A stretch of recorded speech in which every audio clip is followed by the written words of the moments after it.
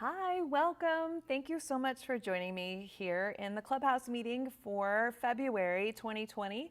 I'm going to wait a little bit and let some people kind of filter in and join us for our live meeting. I've got a lot of great things for you to look at today and to share with you. And I'm just so glad that you chose to spend a little time with me. So thank you. Thank you for joining us. We're so fortunate to have such a great community of quilters that join us each month, as well as participate in our Facebook group there, the Quilted Joy Clubhouse on Facebook. So I just really appreciate you spending some time with us. Do we have folks coming in? I know that Rachel's looking at everybody. So if you would just say hi and tell me where you're from, it's always fun to see all the different cities and states from around the world represented for folks who watch our live Clubhouse meeting. We have Shannon from Washington. Hi, Shannon. We have Michelle. Michelle. And we have Linda from New York. Hi, Linda. Boy, that's far flung. Washington to New York. We have some from Idaho. And Idaho. Kentucky and Maine. Awesome. Thank you guys so much for joining me. I really appreciate it. Today we are going to look at a few things, but first I kind of wanted to bring you guys up to speed on what's been going on in my little world. So we didn't have a Clubhouse meeting in January, and I was actually getting married in January, the end of December, and then we went on honeymoon. So I wanted to share with you some photos from the ceremony because I think you'll get a kick out of them. So the first one I'm going to show you, this is my husband Wade, and these are our kids. So the children next to me are my triplets, and they are 20 years old, and then Wade has two lovely children, and his daughter is 21 and his son is 15. And so we really had a wonderful time there on top of a mountain in Waynesville outside of Asheville, North Carolina. We had an Airbnb that we rented, and it had a big fire pit out in front that overlooked all these mountains, and we had the ceremony there around the fire pit. It was 60 degrees, if you can believe that, so it was just absolute perfection. We just really focused on having the kids support us for that day and had family around us as well. So, and then these were all done by our photographer, Tracy Waldrop, and if you're looking for a photographer in that area, I recommend her. She did a great job. Here's the photo that she took of us in our little Adirondack chairs with our champagne. And don't you love the quilts hanging on the back of the Adirondack chairs? So that was the view out of the window, and it was just absolutely gorgeous. So we were up there with the children for 5 days, I think it was. Then we came back home, and we had a reception in the house, and then we took off for Mexico and left the children behind and just had a nice honeymoon there in Mexico. So it was wonderful, and I did miss you guys, but I just really look forward to all the things we're going to bring to you for 2020 in our Clubhouse meeting. So be sure to sign up for our newsletter because we do announce the topics and kind of remind you to watch. So you can use that link there, and that will get you over to where you can sign up for a newsletter. We send that out twice a month. We do also have a blog. You could sign up to get those in your inbox too, but the newsletter comes out twice a month. So any announcements that we have, any specials, anything at all that's going on, we'll put that in the newsletter. And then we always include some fun links. So I hope that if you are getting our newsletter, that you check out the link pack that we include because they're fun little quilty tidbits that we found around the web that we think you would also enjoy taking a look at. So today we are going to talk about batting. And there's so much. I mean, I could talk about batting for a very long time, but I want to just kind of go over how you choose the right kind of batting for your quilt. And we're going to talk about loft, we're going to talk about fiber types, and we're going to talk about density level of quilting as well. And I want you to know that we do have a learning center on the website, on the Quilted Joy website, and that is where we post articles and information that I think you're going to find helpful. And so there's a whole series on batting as well there in the learning center, so I really encourage you to kind of dig through some of those articles. I think that you'll get some inspiration and some background knowledge and kind of grow your skills in that way as you get to learn the elements that go in your quilt and how they influence the final product. So we're going to talk about batting. So I've got some batting here to show you, and this is one of the things that we have in the shop. So Melanie, our quilt fairy, she actually quilted samples with all these different battings and then bound them and washed them so that we could get a sense of what they look like washed. And I tell you, the character of batting utterly changes when you wash it. So I highly encourage you to just go through this process with the battings that you are kind of playing with and considering. So cut off a hunk of batting and just do a wide open little meander on it, and then bind it and stick it in the washer. And I think you're going to find not only does the characteristics come out so that you can determine which look is at what you're after, because some quilts you want them to be snuggly and you want the drape to be nice and close to you, but other quilts, if they're going to go on the wall, you may want them to hang very square and a little more stiff. Stiff probably isn't the word, but have a little more body to them and structure to them than something that's super snuggly. So just for example, let's take a look at this one. This one is a cotton, and it's a thicker cotton. It's a deluxe cotton. And I want you to notice how when you wash it, it kind of shrinks up a bit. It gives you that shabby chic look. And so that kind of vintage look may be exactly what you're after. It's certainly very snuggly. It is a heavier quilt. We have found here in the shop that there's a lot of quilters who are looking for a little heavier weight of quilt lately, and that thicker cotton with the with all the shrinkage gives them that look. So that is one I would not use for ruler work or any kind of structured geometric quilting because of that shrinkage. It's going to kind of take away from your ruler work, but it's perfect for quilts that you want to have a lot of texture too. So I just kind of want you to notice kind of how it looks as it shrunk up versus, say, this cotton bat, which is much flatter. So it doesn't have as much shrinkage because it was a lower loft. Now when we say loft, we're talking about how thick the batting is, how high the batting is. So this is a lower loft, still cotton, but it does shrink up. It just doesn't have as much of that shrinkage that the deluxe cotton did. And then the next one that I want to show you is a blend. And so this one is 80% cotton, 20% polyester. So it has a little bit of shrinkage, but it still has some nice structure to it. And I like this one. It gives me nice drape. I enjoy this particular batting. It's a great one for utilitarian quilts, especially. Here's a polyester. What a polyester one, so it has more loft. And a polyester bat I generally use for t-shirt quilts. So something that's already got, interfacing in it, it's got, t-shirts and can have all sorts of things on them. And so a polyester bat will allow me to quilt much further apart than, say, a cotton bat would, so I can get the quilt done more quickly.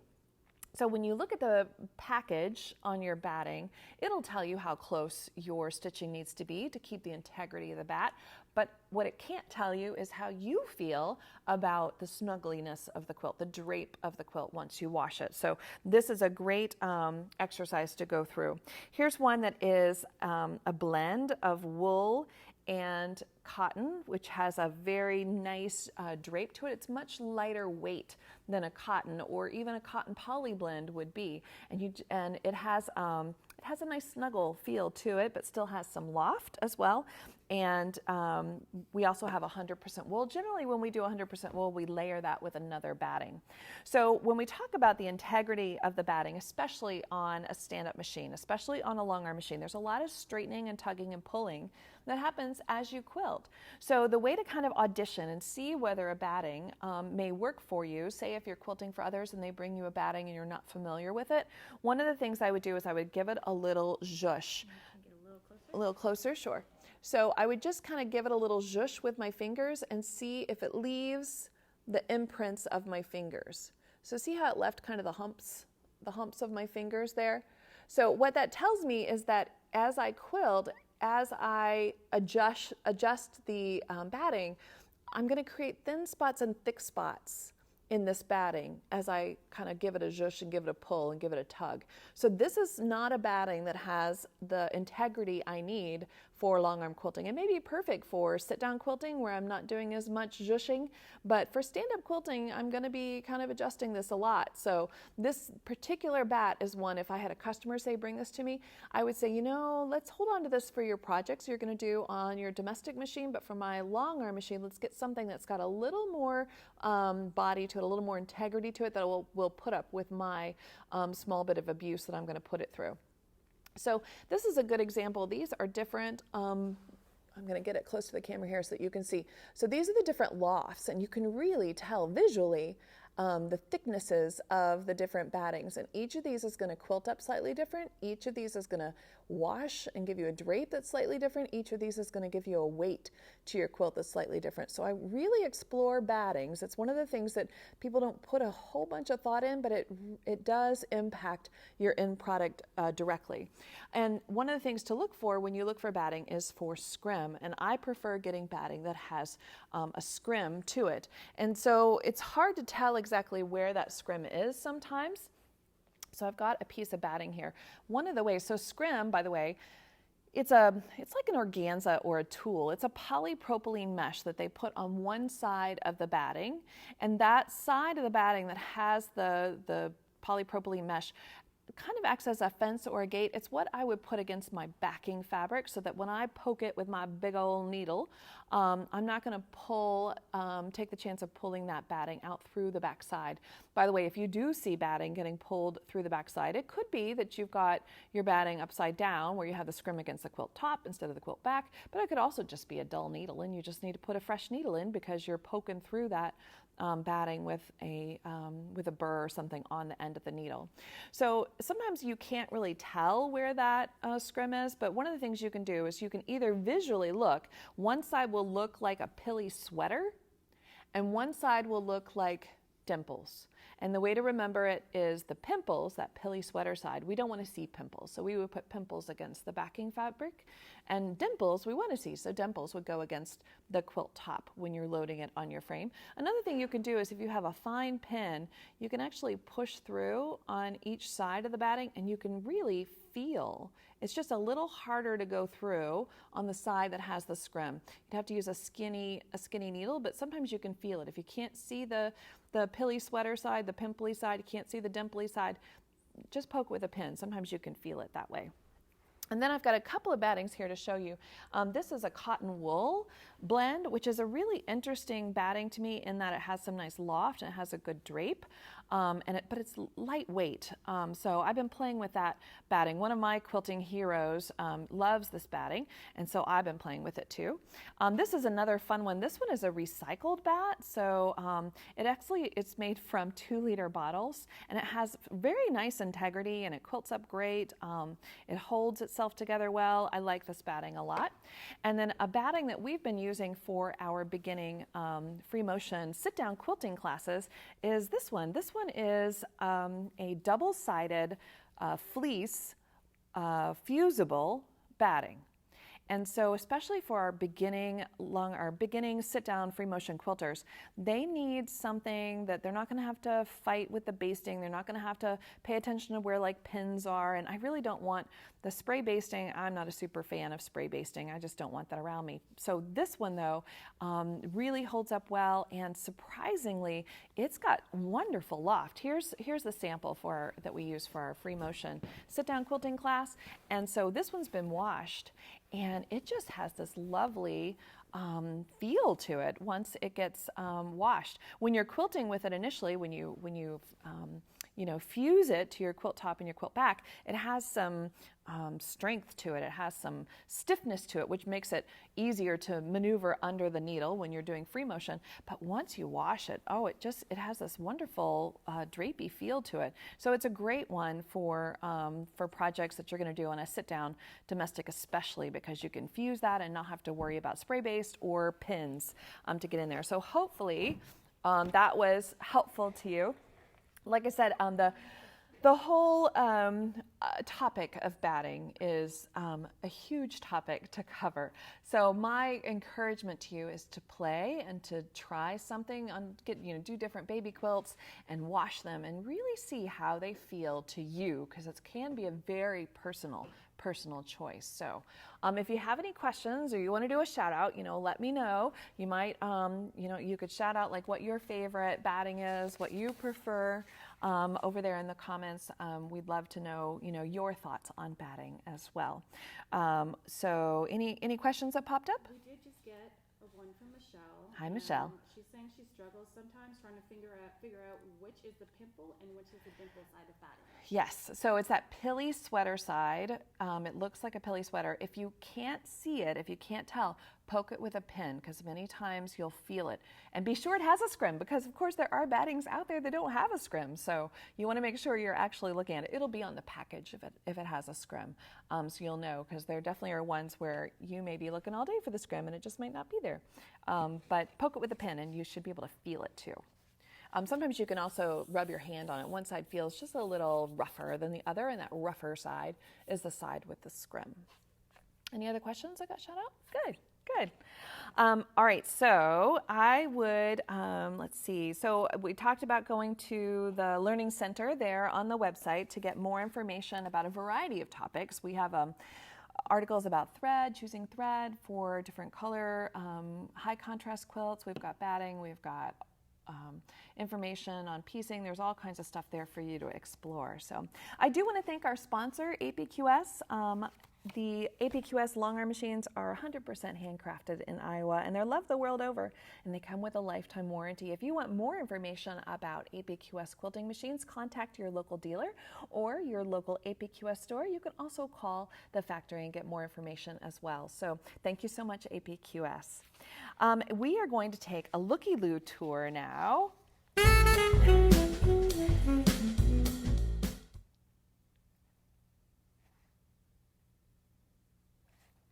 All right, and we are going to talk to Lynn Martin. It's always nice when we have so many folks who come into the shop, and it's lovely when they get to become good friends too. So I've really enjoyed watching Lynn's skills blossom, and I especially enjoyed taking a look at her studio. So let's be a little nosy and let's see how Lynn has her quilting studio set up. Hi, Lynn. Thank you so much for joining us today. Hi. Hi, I really appreciate the time that you're taking to kind of show us around and give us a sense of how you've got your studio set up. So I really appreciate your time today. Not a problem. So how long have you had your long arm machine? I've had this one 2 years this May. 2 years this May, but it's not your first machine. You've been long arming for a little while. Yes, I've been on long arming probably about 19 years. Fabulous. All right, well, if you could turn your camera around, if you could flip it so that we can see your space. Okay. Love. I'm in my basement. Yes. Yeah. I really like it. I have So a nice room. You're in a walkout basement, is that right? Yep. Yep. All right. So, oh, there it is. Oh, so you've got a lot of natural light coming in too. That's wonderful. Yep. And you've got guitars and pianos just in case in the middle of a quilt you want to rock out. That's right. And there's your machine. Yep. So yes. yeah, so you've got it, you've got one side against the wall, but you've got a little bit of room there behind the machine to stand. And right now I see you've got sheets. Do you have sheets loaded on the machine? Tell me why. I have sheets loaded on the machine because I just got my IntelliQuilter. Fabulous. Saturday. So you got your computerized system that'll drive the machine robotically, and loading up sheets to play, whether you're just playing with your machine or you're playing with your computerized system. Great way to have kind of a low stress time to see, to learn. Yes, yes. And I can play and I can do what I want to and I can design, and it's just a lot of fun. Fabulous. All right, so show us some other areas around the room. You've got some, like, where do you have your thread or your pantograph? Okay. Well, here's my threads. Beautiful. My friend Liz, I saw she had a little corner table, so I'm like, oh, I have one of those. That'll help, because I didn't like where I had them. Yeah. And so you've got some paper pantos too, I see. Yes. So that was before you got your computer. Yes, I have paper ones, and I have groovy boards that I used. Oh, yeah. Fantastic. So you keep those on top of the piano, and then Yes. your paper pantographs, you just have them like on a hanger?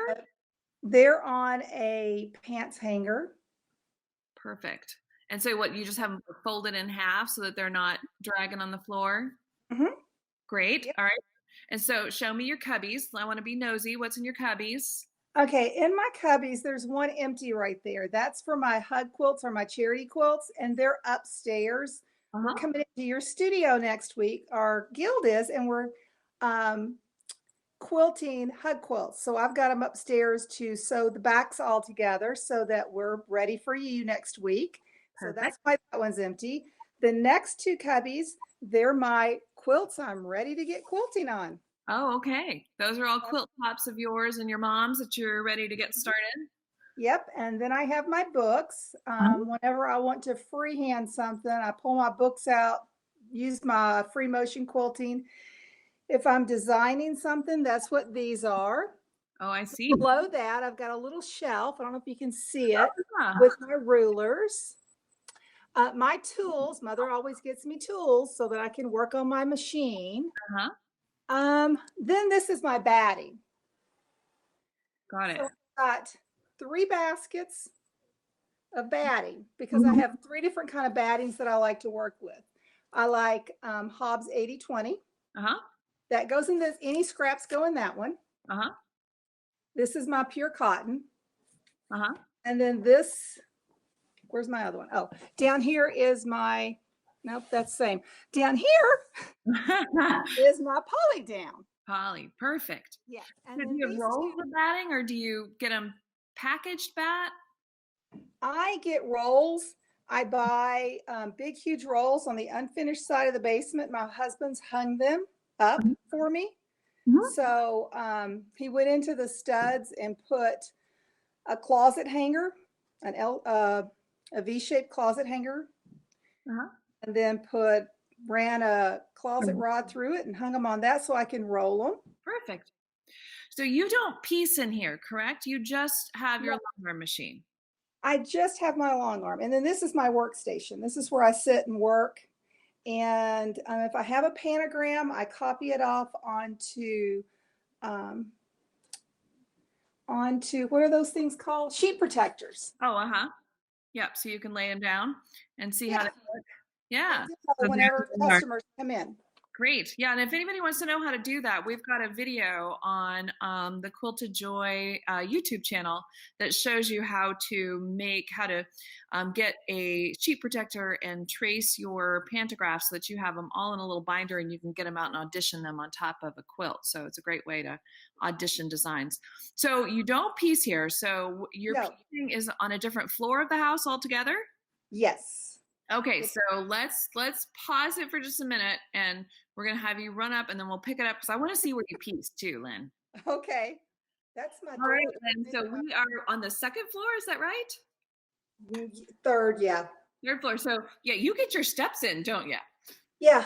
That's one way to get your quilting exercise in. I love the door, the fabric collage that you have hanging on the door. That's wonderful. Yeah, I did that with you. Yeah. All right, so open the door. We want to see where you piece that. So this used to be a bedroom? This was my son's bedroom. I took it over and turned it pink. There you go. There you go, as it should be. Yes, as it should be. Well, I have a chair in here and doing handwork. Sure. Yeah. Closet. And then you've got my husband redesigned, and you're not looking in that because that's a disaster. Okay. And then you've got your machine there in front of the window. That's one of my machines. This is my dream machine. It's an embroidery, piecing, everything machine. Wonderful. Lot of storage. Have my little ironing table next to me. Next to that, I have an older machine that I've had a really long time. It's and I use applique, invisible applique. I'm still out of breath. And yeah, I know. We put you through it. Yeah, my serger's behind that. All right. And then you have a design wall, don't you? I have a couple of design walls. This is one of them. This is my latest I'm working on. I was working on today. It's called So in Love by Edita Sitar. Oh my goodness. How big are those little star blocks? Those are lovely. Yeah, no, they're not. Just don't look too close. Are they like little 4-inch star blocks? 6-inch? What are they? This right here, this block is 3.5. Wow. Yes. Oh, it's super cute, but yes, that's gonna, and let me guess, it's gonna be like a king size. Yes. Oh, wow. That'll be Every beautiful. year I pick out a quilt. My mother goes to Florida and I pick out a quilt, I buy all the fabric, and I send her a block a month. And this was the first month and she had to do 4. And she said, how many 1.5-inch squares do I have to cut? I said, 180. Just you wait, Mom. Just you wait. Well, can you turn the camera around so we can see your smiling face? Oh, I see. That's where your cutting station is.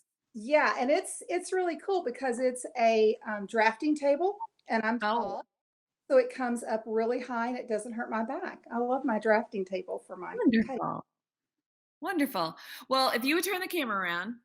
Okay, so if you would tell us 3 things you would recommend to your bestie, they may not be quilty things, they could be something else, but what 3 things would you are you really enjoying right now? I love my cast iron enamel pans to cook and make soups in this time of the year. They're my favorite because they're super easy to clean up and you just stick them in there and walk away. These little seam rippers, I think they're by Kia. Oh, Eyebrow pencil. Yeah, those, I love that. And Columbia wool socks. I got some for Christmas and they're the best. I got some wool socks too, and they are very, very nice. They keep you snuggly without being sweaty. Yes. Yeah, very nice. Well, thank you so much, Lynn, for showing us around your space. You have a lovely, lovely room there to be creative, and I really appreciate the time that you took. If folks want to connect with you online, where could they find you? Facebook under Lynn's Quilt Patch, and then Instagram. Fabulous. All right, thanks, Lynn, and we'll see you around. Bye. Thanks. Bye. Thank you, Lynn. Thank you for showing us around your space. I really appreciate it. If you want to see that video that she was talking about, where I show you how to audition pantographs on a quilt top, there's a link in the description. We also put a link over in the comments so that you can copy that down and watch that after our Clubhouse meeting. I think it'll help you. So, all right, it's time for my favorite things. Let's take a look.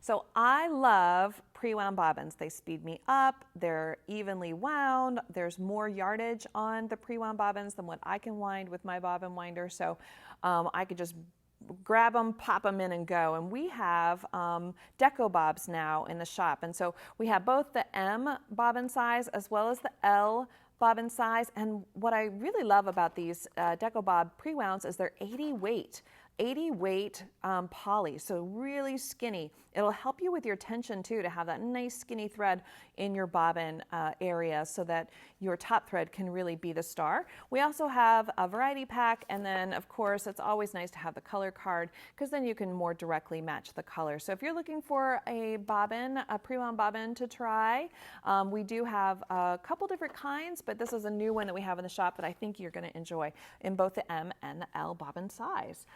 So take a look at those, and let's take a look at a quilt. We've had a lot of people submit quilts this month for me to choose from, and I have chosen. So let's look at what I would quilt on a quilt if it were my quilt.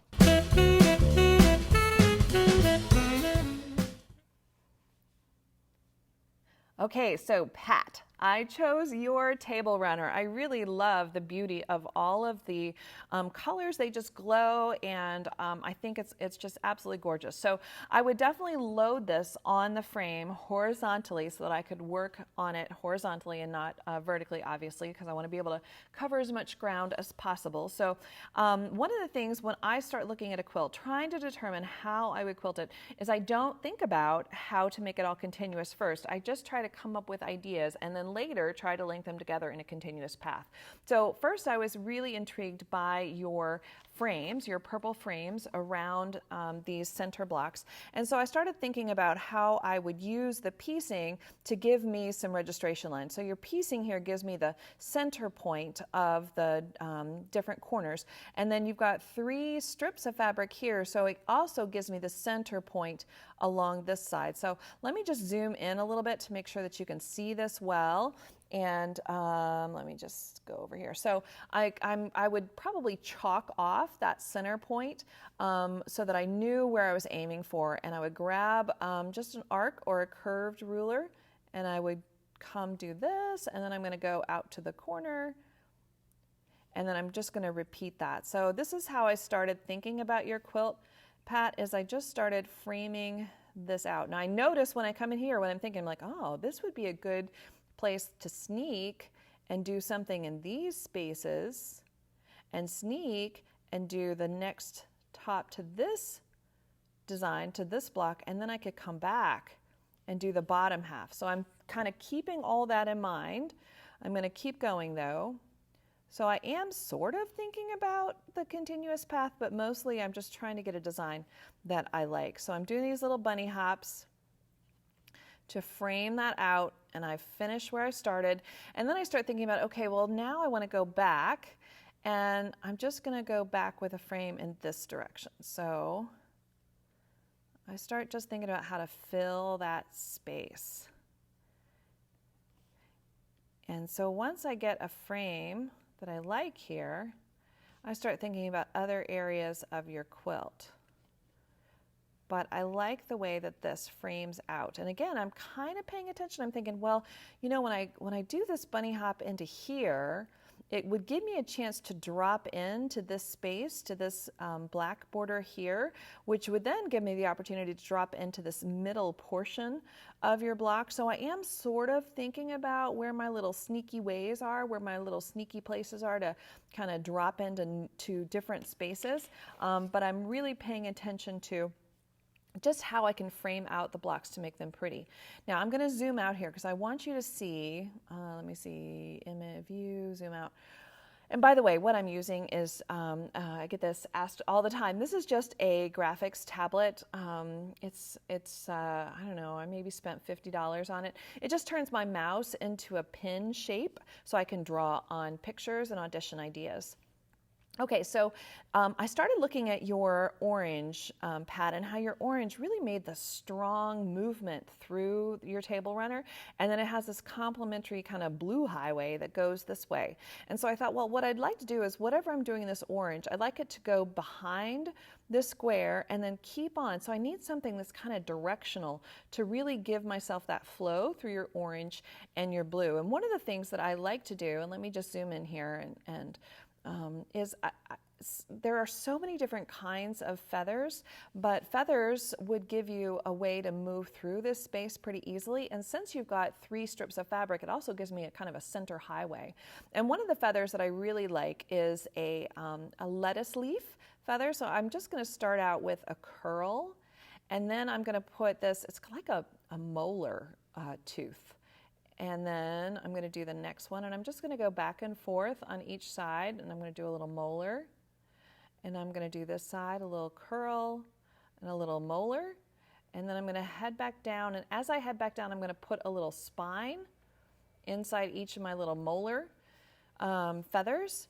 And so then the next one would come out here. Now again, I haven't determined yet how I'm going to connect all these. I'll show you how I connect them in a minute, but I just want to get a sense of whether this particular style of feather is one that I like. And this one is also super forgiving because there's so much variation, unlike say an Amish feather, where you know, if you don't have it spot on, the backtracking and whatnot, you can really tell. But this kind of lettuce leaf or molar feather is a nice, easy, forgiving plume. And the curl also helps. So I thought, okay, so if I can have these, let me zoom back out again. If I can have these in the orange going in that direction, and then I could have the blue coming back the other way, so they kind of cross over each other. So let's take a look at that. So I need to go one more, there we go. So you can see here's my orange going all the way through that way, and then I would have the blue going through in this direction here. So then I started thinking about, all right, so I've kind of thought about what I would put in some of these spaces, and I'm interested in what I'm going to put through this center quarter square triangle. And so I thought, well, you know, let me zoom in here.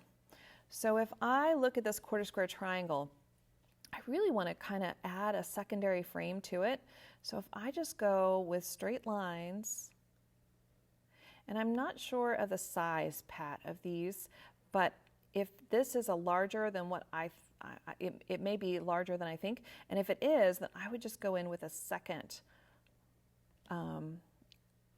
line here to fill that space up and frame that space out. Okay, so remember when I said I'm sort of thinking about how I'm going to connect all these, but I'm not quite. So if I noticed that when I dipped into this space, it would give me a chance to drop into this black area. And so I could just do a meander, just a really tight little stipply meander, and travel and travel and travel and travel and travel until I got to a corner. And you see now I had the chance to drop in and do the center. So that's when I thought, okay, so if I am attacking this and trying to find my continuous path, I would first go around all these just like we did, and I'm going to do this kind of fast. So I would go around all these, and then on my second frame, my second pass, here is where I would drop in, travel, travel, travel, travel, travel, stipple, stipple, stipple, stipple, stipple. And this, now I'm able to drop in and do that framing of the center of my block. And now I'm back, and now I would stipple, stipple, stipple, stipple, stipple, stipple, stipple. Or you could do candied ribbon, you could do wishbones, like whatever you like. Stipple's easy because you can kind of drop in and out of it, and you never know that you've left where you started. And so I'm back here where I started, and now I can just keep on going just like we did before, and you'll never know that I used this area here to drop in. Okay, so the other thing is I thought in these little purple areas is where I would put more of those little lettuce leaf shapes. So I've got a little lettuce leaf, and I could do another little lettuce leaf, and another little lettuce leaf, and then I could drop down and do another little lettuce leaf. So a little triad of lettuce leaves would help to pull in the different spaces of my block. So let's just take a look at that. So I'm going to go. So here we go. So this shows that frame that we were working on. It shows I've drawn in my lettuce leaf, my molar feather going on the orange, and then headed in the opposite direction on the blue, and that will get me to where I need to be. So let's talk about now kind of that path. So now that I kind of have an idea of what I want in each space, now I need to actually think about the path I'm going to take. So let me go back to my original drawing here for Pat, and let's see. So what I thought I would do, I don't think I can undo those. Let me, the eraser? Mm-hmm. I think it'll erase the picture actually. Yeah, so let me just close this one. I'm going to close Pat's this one, and then I'm going to open it back up, and it should be gone. There we go. All right, Pat. So I thought, well, I could start right here, and I could just put a little kind of a leaf shape there, and then I can go a straight line here, and I can drop in and do that curl, that curve that we talked about. And when I reach this point, I can come out and do a little leaf here, and then I'm going to curl. I'm going to bunny hop to that center, bunny hop to here. I'm going to keep on going actually. But when I reach this point right here, this is my chance to drop in and start to do those lettuce leaves. Yeah, and so I would fill this in. So we saw this before where we do like a curl, and then you do a molar, curl and a molar, curl and a molar, curl and a molar, and then I'm going to head back down, and now I'm back to where I started, and I can keep on going. Here I am. I'm going to put this little a little leaf shape there. And then I'm going to go my little curl here. This is where I can have the opportunity to drop in and do my curl and my molar, and my curl and my molar, and my curl and my molar, and then head back down, and now I'm here. I'm going to do a little half curl here, sneak in, do that little stipple, stipple, stipple, stipple, stipple till I get to that point, and then I can go on and frame out the inside of this, travel around till I get back to where I started. Stipple, stipple, stipple, stipple, stipple, stipple, all the way around, all the way around, all the way around, all the way around, all the way around. Here I am back to where I started. Now I can go with my half bunny hop. Notice I've left this behind, right? I'm going to come back because of the direction of this feather. I don't have a way to drop in here very easily, so I'm going to have to pick that up later. There's to the next one. Notice I didn't drop into this blue because the blue is traveling in this direction. And then I'm going to head out to here. Now, if I kept going, I would end up where I started and I have to break my thread. So I'm just going to do the top side of these as I travel down, and then when I'm finished, I'll complete and do the bottom side. So I'm going to travel over here. I'm going to do that little triad of feathers that we talked about before, little triad of the lettuce leaves. And now I sneak in, and now I just start over again. So this is the same deal, except now when I hit this center mark, I can sneak through and I can do my little lettuce leaf, curl, lettuce leaf, curl, lettuce leaf, and fill up this space. So I am paying attention to the direction of these feathers. Head back down the spine, and here's my little leaf there. And remember, I can't drop in here because this feather is headed in this direction. And I would keep on going until I got back to where I started. Head in this way, stipple, stipple, stipple, stipple, stipple, stipple, and we're back. This should all be familiar to you. Stipple, stipple, stipple, stipple, stipple, stipple, stipple, stipple, till I get to where I just left off, and head back around. When I reach this point, I can drop in here and start to pick up these. So there's little super highways, there's little like portals that I'm using to drop into areas and spaces and kind of hide my travel. There may be places though where I'm just kind of forced to break my threads, and that's okay. And then I would head here and I do my little triad of leaf. So you see how I'm leaving one half of the frame around the blocks empty because I'm going to pick them up later. So now I'm ready to drop in here, and I would keep on going. And then when I get done, so let's say that I'm done. So let's say this is the end here. Then I would come back and I would start to do this half.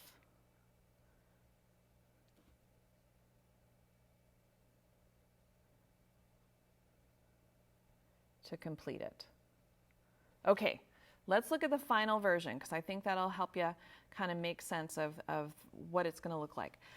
So there you go, Pat. So when I got done, anytime I can sneak through, like right here, let me zoom in so that you can see. So anytime I could sneak through and get my curl and my little molar, I took the opportunity as long as it was going in the correct direction, and then I snuck back through and kept on traveling. And then when I get to the end, there was this one little pickup that I had to do. So I would leave the surface of the quilt, travel down, do this one little pickup, and then we still had this one little pickup on this side, which is where I started. Probably could have done that first and gotten that out of the way and then traveled down here and started this whole thing, but hopefully now you see the path I would have taken and how I would pull out the strong movement of your orange, the strong movement of your blue, and have them kind of travel in opposite directions, and then frame out those purple diamonds. So I hope you like it, Pat. I think it's beautiful. I'm guessing that you probably dyed all of that fabric yourself too. Pat is a great fabric artist that is always fun to see what she is working on. So we have a lot of quilts that have been posted in the Clubhouse, and I tell you what, the Clubhouse is just the most welcoming, just the most wonderful quilters. I do hope that you've joined us over there on Facebook, in our Facebook group, and they post, people post the quilts that they have finished. So let's take a look at our show and tell from quilts that have been posted in the Clubhouse.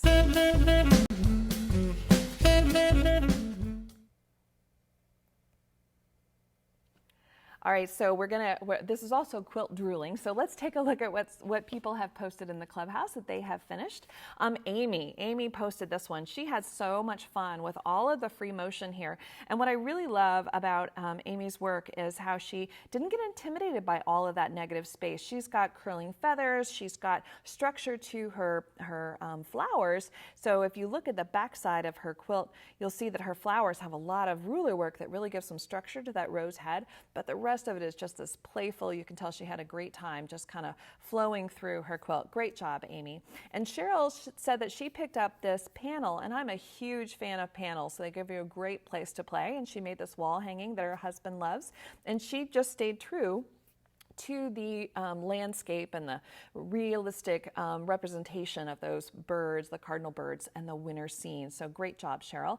Diana did this lovely design in her sashing, and it frames out. She framed out the embroidery, and I did want to point out some people get all bunched up when they think about these cross-stitch quilt tops that we get in. I want you to notice that she quilted over the cross-stitch, and it's beautiful. It's lovely. I've done this before myself. Choose something that's got a skinnier thread, and you can go right on top of it, and it enhances it. It does not take away from it. Wonderful job, Diana.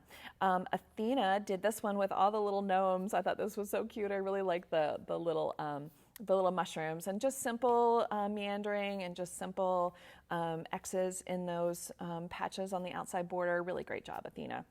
And Kim, you did such a great job. She said that this was the first time that she had used ruler work in her borders and had done a real complicated border design there. And I'm so glad, Kim, that you jumped off that cliff and took a chance. I think you did a wonderful job framing out this quilt, and I love how you created these secondary designs where your quilts, the blocks came together. You created these kind of on-point squares that happen. Very nice job, Kim.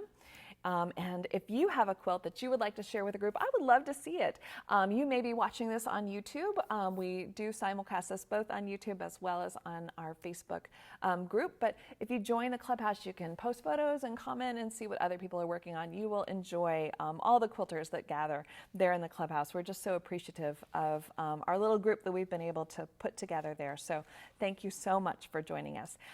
If you have the time, I would just kindly ask that if you could review us on Google. It helps other people find us. There's a link there in the description where you can leave us a review. We're just a little tiny shop in Louisville, Kentucky, all woman powered, and we'd love to know that we're making a difference in your day.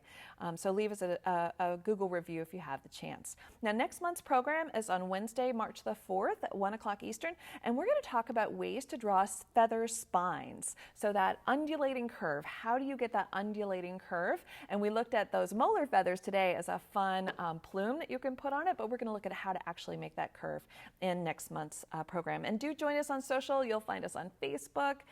We have a Facebook group there that you may be a part of. We are on Instagram and our YouTube as well. So thank you so much for joining me, and I will see you next month on March the 4th. Thanks. Bye-bye.